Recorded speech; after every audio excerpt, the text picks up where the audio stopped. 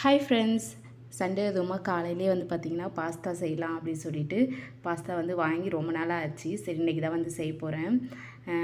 Pasta வந்து வேக வச்சு அதை வந்து தண்ணி ஊற்றி மறுபடியும் அலசி வச்சுருக்கேன். வாங்க எப்படி செய்யலான்னு பார்க்கலாம். ஃபஸ்ட்டு வந்து பார்த்திங்கன்னா கொஞ்சமாக எண்ணெய் ஊற்றிக்கிறேன். கொஞ்சம் வந்து பூண்டு வந்து பொடியாக கட் பண்ணிக்கிட்டேன். அப்புறம் இஞ்சி கொஞ்சம் பொடியாக கட் பண்ணிக்கிட்டேன். அதுக்கப்புறம் தக்காளிலாம் அரைச்சி வச்சுட்டேன்.